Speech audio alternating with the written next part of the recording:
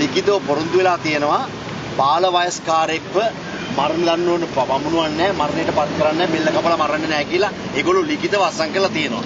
මේ රිසානා නාෆික් කියන මේ මුත්තූර්වල දැරිය රැකියා ඉපදිලා තියෙන 1982.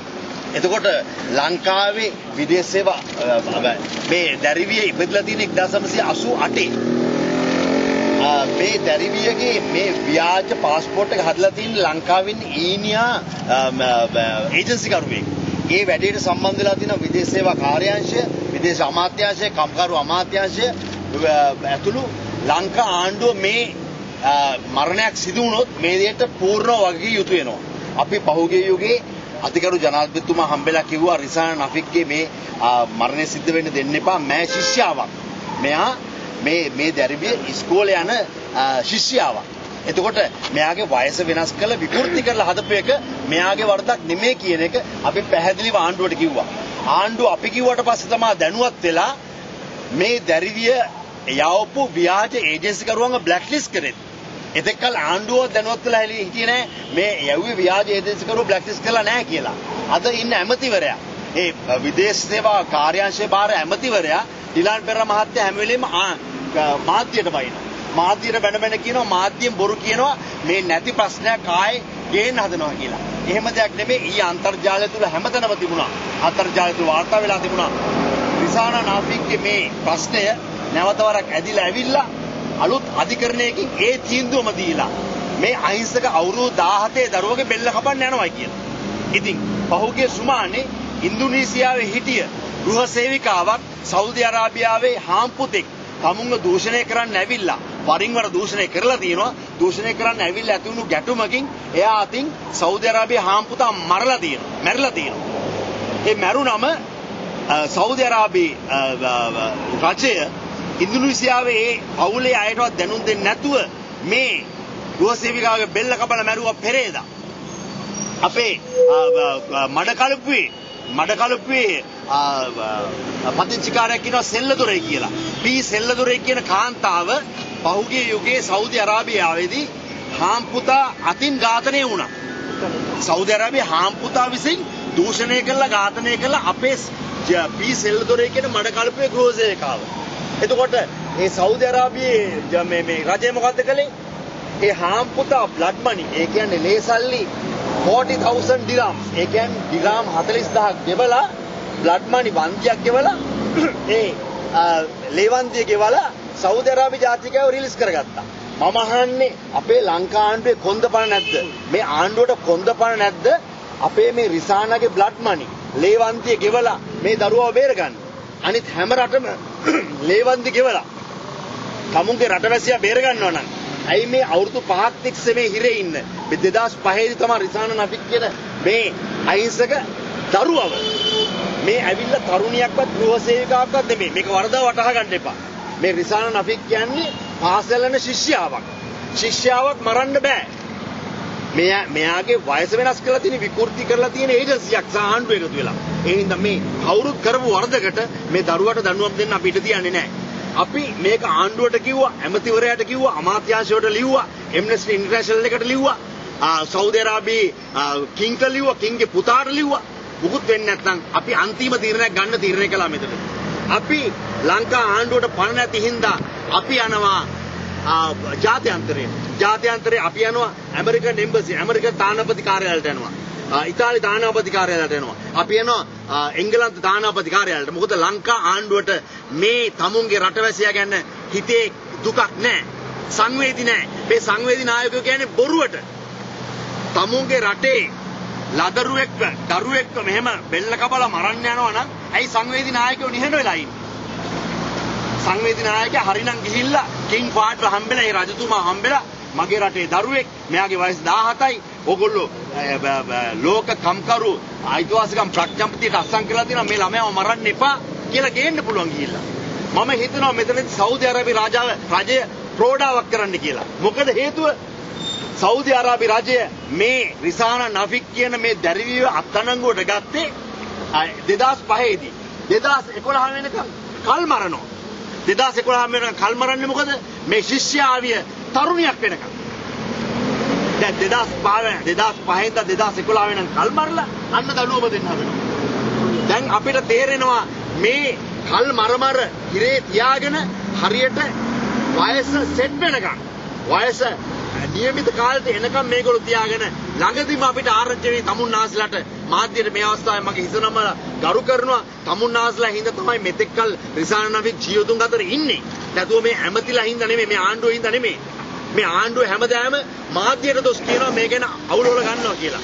මම කියනවා මේ මාධ්‍ය හින්දා තමයි මෙච්චර කල් බේරලා ඉන්නේ කියලා. ඒ හින්දා තමුන්නාස්ලා අපි එක්ක ඉන්න කරුණා කළා මේ දැරිවිගේ ජීවිතේ බේරගන්න අපේ සංවිධාන වල මේ ඇතුළේ මේ සියලු සංවිධාන වලට තමුන්නාස්ලා සහයෝගය දෙන්න.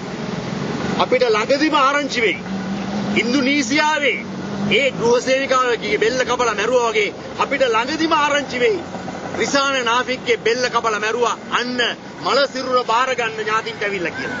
ඒක ළඟදිම ආරංචි වුණාම එතකොට අපේ ඇමතිවරු කියයි දැන් ඉතින් කරන්න දෙයක් නැහැ අපි උත්සාහ කළා දැන් සේරම ඉවරයි කියලා. පහුගිය රුගේ අපේ කම්කරුවන් 4 දෙනෙක් හිටියා ශාම්බෙල් සංගීත් වික්ටර් කොරියා සනත් පුෂ්ප කුමාර. ඒ 4 දෙනා කම්කරුවෝ 4 දෙනෙක්.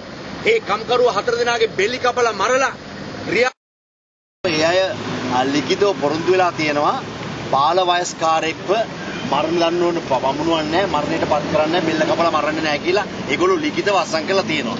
මේ රිසාන නාෆික් කියන මේ මුත්තූර්වල දැරිය රැකියා ඉපදිලා තියෙන 1982.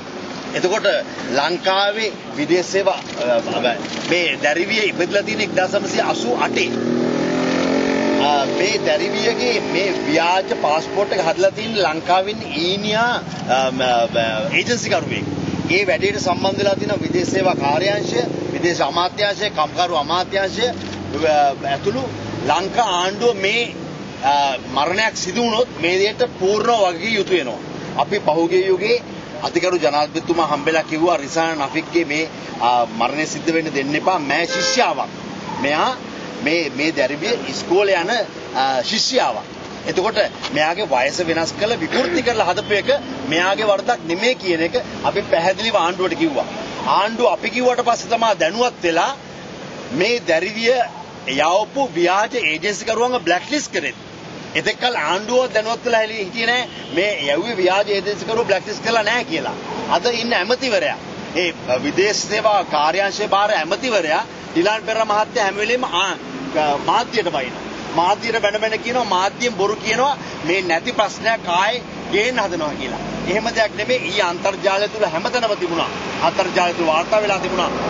රිසාන නාෆික්ගේ මේ ප්‍රශ්නය නැවත වරක් ඇදිලා ඇවිල්ලා අලුත් අධිකරණයකින් ඒ තීන්දුවම දීලා මේ අහිංසක අවුරුදු 17 දරුවගේ බෙල්ල කපන්න යනවා කියලා. ඉතින් පහුගිය සුමානේ ඉන්දුනීසියාවේ හිටිය ගෘහ සේවිකාවක් සෞදි අරාබියාවේ හාම්පුතෙක් තමුන්ව දූෂණය කරන්න ඇවිල්ලා වරින් වර දූෂණය කරලා තියෙනවා. දූෂණය කරන්න ඇවිල්ලා ඇති වුණු ගැටුමකින් එයා අතින් සෞදි අරාබියේ හාම්පුතා මැරිලා තියෙනවා. ඒ මැරුණම සෞදි අරාබියේ රජය ඉන්දුනීසියාවේ ඒ පවුලේ අයටවත් දැනුම් දෙන්නේ නැතුව මේ ගෘහ සේවිකාවගේ බෙල්ල කපලා මැරුවා පෙරේදා. අපේ මඩකලුප්පුවේ පදිංචිකාරයෙක් ඉන්නවා සෙල්ලදොරේ කියලා. පී සෙල්ලදොරේ කියන කාන්තාව පහුගිය යුගයේ සෞදි අරාබියාවේදී හාම්පුතා අතින් ඝාතනය වුණා. සෞදි අරාබියේ හාම්පුතා විසින් දූෂණය කළා ඝාතනය කළා අපේ පී සෙල්ලදොරේ කියන මඩකලුප්පුවේ ගෘහ සේවිකාව. එතකොට ඒ සෞදි අරාබියේ මේ රජය මොකද්ද කළේ? ඒ හාම්පුතා බ්ලඩ් මනි ඒ කියන්නේ ලේසල්ලි 40,000 dirhams ඒ කියන්නේ දිරාම් 40000ක් ගෙවලා බ්ලඩ් මනි වන්දියක් ගෙවලා ඒ ලේවන්දිය ගෙවලා සෞදි අරාබිය ජාතිකයව රිලීස් කරගත්තා. මම අහන්නේ අපේ ලංකා ආණ්ඩුවේ කොන්දපණ නැද්ද? මේ ආණ්ඩුවට කොන්දපණ නැද්ද? අපේ මේ රිසානාගේ බ්ලඩ් මනි ලේවන්දිය ගෙවලා මේ දරුවව බේරගන්න. අනිත් හැම රටම ලේවන්දි ගෙවලා තමුන්ගේ රටවැසියා බේර ගන්නවා නම් ඇයි මේ අවුරුදු 5ක් තිස්සේ මේ හිරේ ඉන්න මේ 2005 දී තමයි රිසාන නෆික් කියන මේ අහිංසක දරුවව මේ ඇවිල්ලා තරුණියක්වත් ගෘහ සේවිකාවක්වත් නෙමෙයි මේක වරදව වටහා ගන්න එපා මේ රිසාන නෆික් කියන්නේ පාසල් යන ශිෂ්‍යාවක් මරන්න බෑ මෙයාගේ වයස වෙනස් කරලා තියෙන විකෘති කරලා තියෙන ඒජන්සියක් සහ ආණ්ඩුව එකතු වෙලා ඒ හින්දා මේ කවුරුත් කරපු වරදකට මේ දරුවට දඬුවම් දෙන්න අපිට තියන්නේ නැහැ අපි මේක ආණ්ඩුවට කිව්වා, ඇමතිවරයාට කිව්වා, අමාත්‍යාංශයට ලිව්වා, ඇම්නස්ටි ඉන්ටර්නැෂනල් එකට ලිව්වා, සෞදි අරාබියේ කිංට ලිව්වා, කිංගේ පුතාට ලිව්වා. මුකුත් වෙන්නේ නැත්නම් අපි අන්තිම තීරණයක් ගන්න තීරණය කළා මෙතන. අපි ලංකා ආණ්ඩුවට පණ නැති හින්දා අපි යනවා ජාත්‍යන්තරේ අපි යනවා ඇමරිකන් එම්බසි, ඇමරිකන් තානාපති කාර්යාලයට යනවා. ඉතාලි තානාපති කාර්යාලයට යනවා. අපි යනවා එංගලන්ත තානාපති කාර්යාලයට. මොකද ලංකා ආණ්ඩුවට මේ තමුන්ගේ රටවැසියා ගැන හිතේ දුකක් නැහැ. සංවේදී නැහැ. මේ සංවේදී නායකයෝ කියන්නේ බොරුවට. තමුන්ගේ රටේ ලදරුවෙක්ව, දරුවෙක්ව මෙහෙම බෙල්ල කපලා මරන්න යනවා නම් ඇයි සංවේදී නායකයෝ නිහඬ වෙලා ඉන්නේ? සංවේදී නායකයා හරිනම් ගිහිල්ලා කිං පාට්ව හම්බෙලා ඒ රජතුමා හම්බෙලා මගේ රටේ දරුවෙක් මෙයාගේ වයස 17යි ඕගොල්ලෝ ලෝක කම්කරු අයිතිවාසිකම් ප්‍රඥප්තියට